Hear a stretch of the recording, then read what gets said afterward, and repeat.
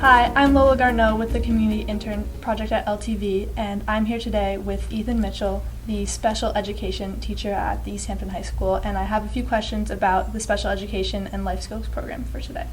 Could you share a bit about your background and how you got started with your educational career?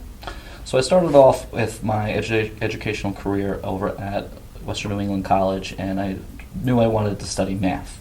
Wasn't sure if I wanted to be into teaching yet, but I knew I wanted to be involved in some kind of mathematics. And then I started lifeguarding over the summers. I started coaching wrestling over at my alumni school over at West Hampton Beach, and realizing how much I wanted to interact with kids, and realized that teaching math would be my best opportunity to continue coaching wrestling, continue lifeguarding, continue making impact with the next generation. And then while in the tough job search of Long Island teaching, I had the opportunity to be a teacher's assistant over at Hampton Bays' life skills program for their middle school, and absolutely fell in love with it. I did not have the opportunities when I was younger to be exposed to this kind of population, and it blew my mind, the kind of energy and empathy that these children brought to their day every single day. Awesome. So how did the life skills program here at East Hampton start? This program is now in its second year over at East Hampton High School. Ms. Allentuck, our PPS director, saw that we have a large demographic coming through the elementary school, John Marshall specifically, as well as Spring School and Montauk School, so that when they are coming up to the middle school and high school age, it's very important that we are providing adequate education and adequate social opportunities. So having this program started last year is very important for the future of Bonnick special education. Awesome. So what have you accomplished in developing this program so far?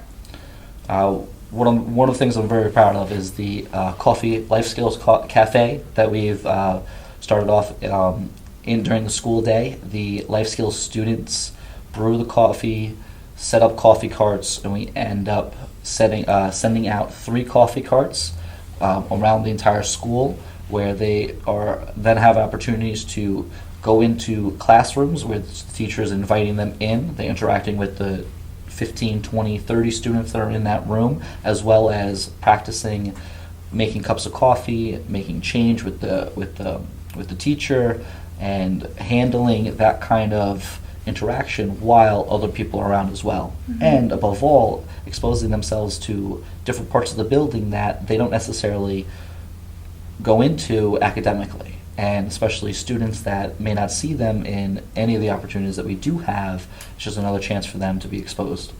Yeah, I think it's amazing. I mean, I love every single time that they come into any of my classes. It's just, I think it's so important for them. And so what do you have in plans for the future? You can talk about plans for the sports programs, the education aspect, and the ways that you want to help the students when they graduate and help them get to where they need to be, or Absolutely. Where would you like them to be? So our ultimate goal for our students is them obtaining as much independence as they possibly can.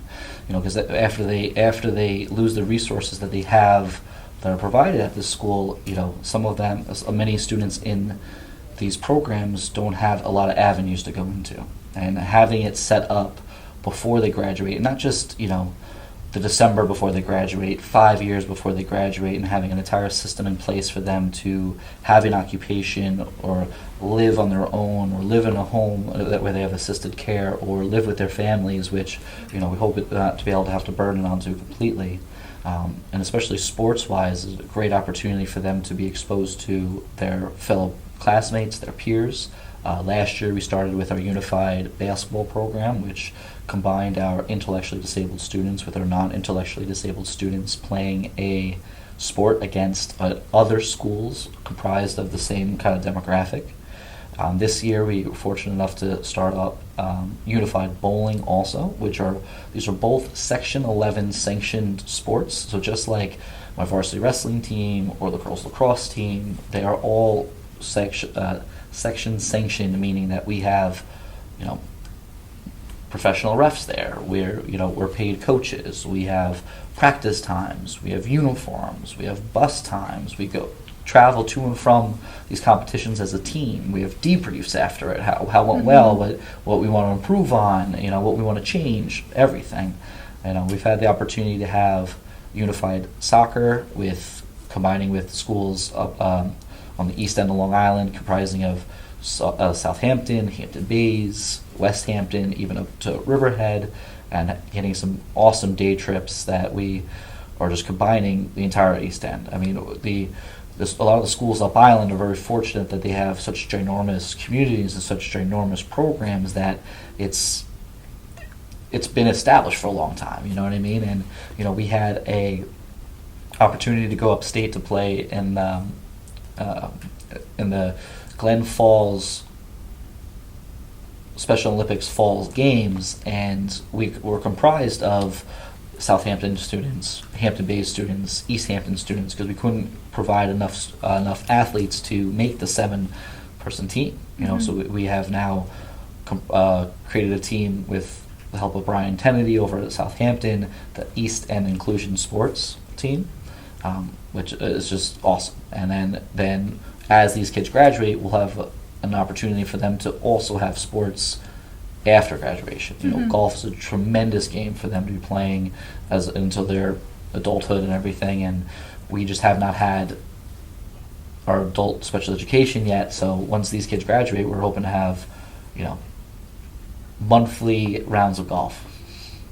Yeah, it's such a great thing because since we're coming from such a smaller community, the fact that we can join our communities together is just really important, because we're bringing unity to multiple communities and then spreading it and sharing it with other communities that are much larger. Absolutely.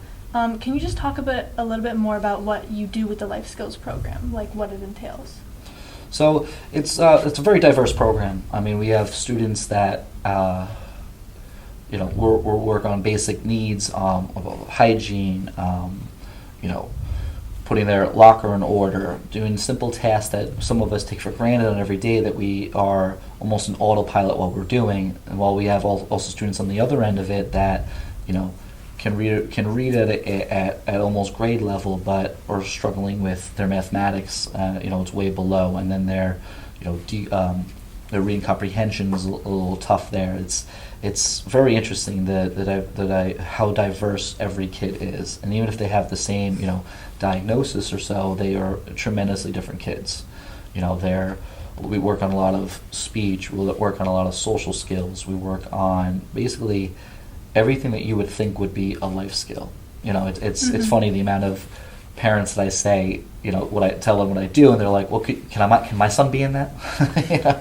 We teach laundry, we teach what we do chores in the classroom, because we want to make this their home. We want it to be their home base. And most jobs that you end up taking anyway, as you get older, you have to clean your workstation, you have to prep your workstation, you have to clean up afterwards, you have to set things up. It's a habit that takes a long time to form, and if we can spend 4, 5, 6 years forming those habits in school, 3, 4, 5 days a week, those will last for a lifetime, which will be very strong.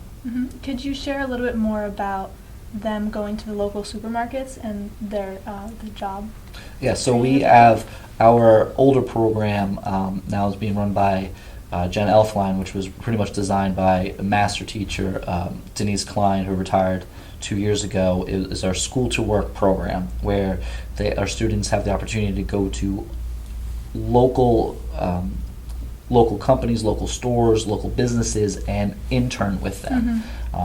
They love going down to John Marshall and working with the kindergartners and the first graders, and seeing that childcare can be something that they want to be involved in. They go to the Riverhead Building Supplies. They internship at Stop and Shop. They internship at King Cullen.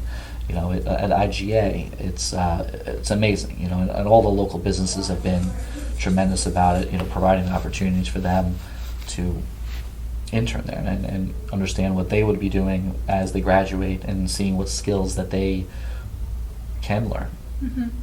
Okay, so last question. Could you tell us a little bit about the Special Olympics program and what you have done with them and like how you would like our program to be more involved, because it's to bring it to more of like the national level, because Special Olympics is more of a larger organization. Oh, absolutely. I mean, it's very interesting too with the level at which the participation on Long Island is very strong. And then on the East End it has been a little light with part of the the problems we've been talking about.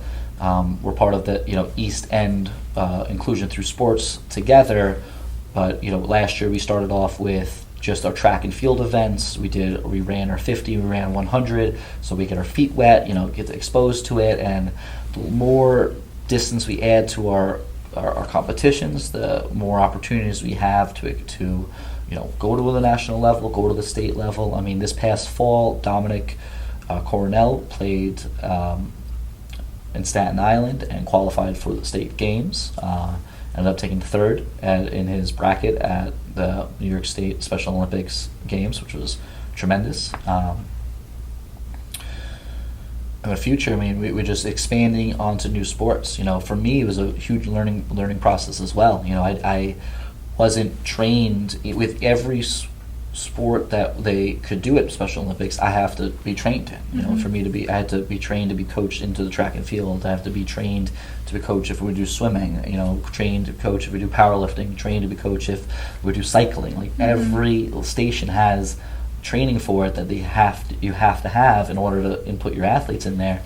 But having a mentor with Brian Kennedy just was tremendous. Going to these first two games and learning how it's done and properly how to take care of these students outside of the school building. I mean, taking care of these kids in the school is very different than once they're out of here. And we're just looking to expand to diversify their sportings, their athletics. If we can get them cycling, I'm sure there's a lot of opportunities that will be opened up. Mm-hmm. Well, awesome. That concludes the interview. Thank you for watching.